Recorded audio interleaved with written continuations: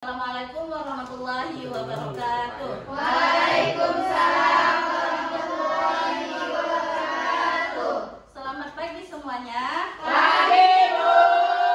Gimana kabarnya hari ini? Alhamdulillah. Luar biasa. Baiklah, sebelum memulai pembelajaran hari ini, alangkah baiknya kita memulainya dengan berdoa dulu ya. Mari kita berdoa sama-sama. Bismillah.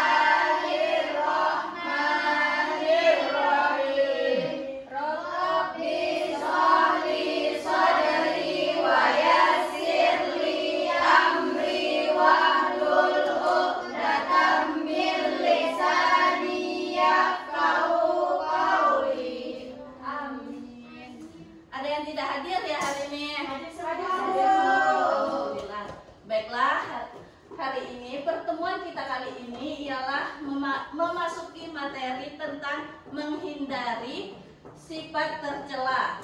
Apa itu sifat tercela? Tahu ya? Tidak. Sifat tercela itu adalah sifat yang tidak baik, yang tidak boleh dilakukan oleh kita sebagai orang muslim.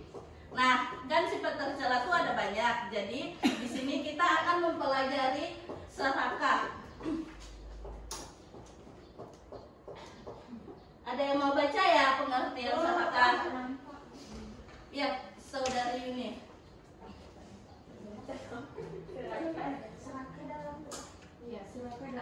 Serakah adalah sifat ingin memiliki sesuatu yang lebih dari yang telah ia miliki. Nah, udah tahu kan kenapa serakah itu termasuk ke dalam sifat tercela? Ya, karena sikap serakah ini adalah sikap ingin memiliki sesuatu yang lebih. Ia tidak akan pernah merasa cukup dengan apa yang ia miliki, tidak pernah merasa puas, ia akan selalu merasa kurang. Jadi, kita sebagai orang muslim, kita tidak diperbolehkan memiliki sifat serakah ini. Karena serakah ini termasuk salah satu penyakit hati. Nah, di sini ada beberapa ciri-ciri orang serakah. Yang pertama yaitu menginginkan kekayaan dengan jumlah berlebihan.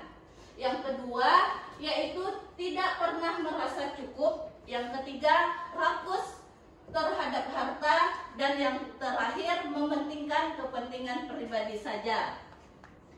Jadi setelah kita mengetahui ciri-ciri orang serakah, di sini ada beberapa tips untuk menghindari sifat serakah.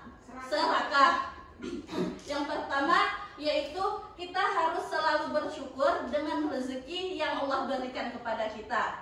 Yang kedua yaitu membiasakan bersifat qanaah, yaitu dengan merasa cukup dengan apa yang kita miliki.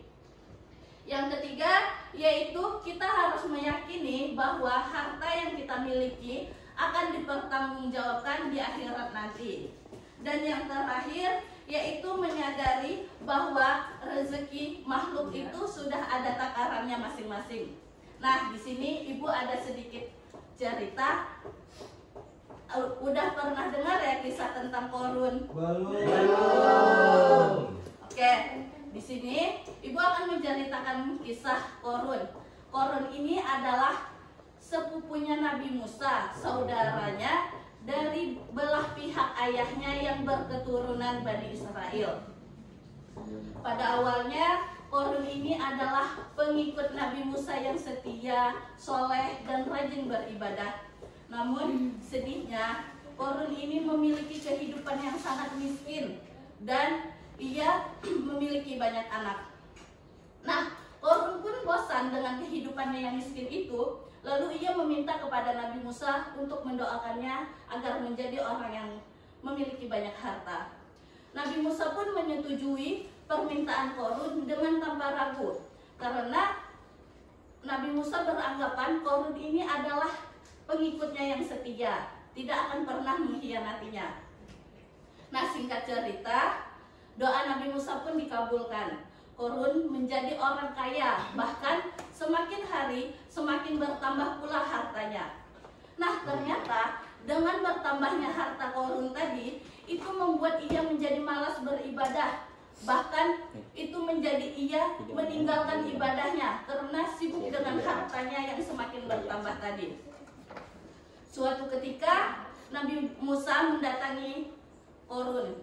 Nabi Musa mengatakan kepada Qorun agar Qorun mengeluarkan sedekah dan zakat. Namun Qorun menolak permintaan Nabi Musa karena ia beranggapan bahwa harta yang ia miliki itu hasil kerja kerasnya sendiri tanpa bantuan dari siapapun. Dan ia beranggapan juga bahwa jika ia mengeluarkan harta untuk sedekah dan berzakat, itu akan mengurangi hartanya saja. Nah, Nabi Musa pun setelah kejadian itu, Qorun mulai membenci Nabi Musa. Qorun memiliki niat buruk terhadap Nabi Musa.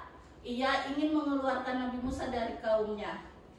Suatu hari, Qorun memanggil seorang perempuan muda untuk memfitnah, untuk mengaku-ngaku bahwa ia telah berzinah dengan Nabi Musa. Berita buruk itu pun tersebar dengan sangat cepat. Setelah itu sampai ke telinga pengikutnya Nabi Musa. Pengikut Nabi Musa pun mulai meninggalkan Nabi Musa. Nabi Musa memohon kepada Allah agar wanita itu diberikan kesadaran dan mengakui kesalahannya. Dengan pertolongan Allah, wanita itu pun mengakui kesalahannya bahwa ia telah berbohong dan bahwa ia telah tergiur dari upah yang diberikan oleh Qorun tadi. Nah, setelah itu Nabi Musa pun merasa bahwa Qorun telah melampaui batas. Terus Nabi Musa berdoa kepada Allah lagi agar Qorun diberikan peringatan. Doa Nabi Musa dikabulkan, Qorun diberikan azab, yaitu tenggelam dengan hartanya sendiri. Nah, selesai ceritanya kan? Udah dari cerita tadi, ada yang bisa nyimpulkan ya sifat tercela apa yang terdapat dalam diri Qorun?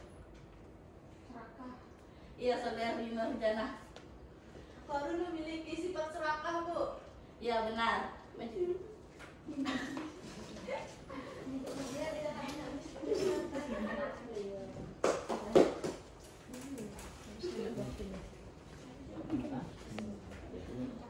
Selanjutnya ada yang bisa menyebutkan ya apa itu ciri-ciri serakah? Ibu. Saudari Yunisara. Salah satunya aja. Rakus terhadap harta. Iya. Lebih mementingkan kepentingan pribadi. Nah.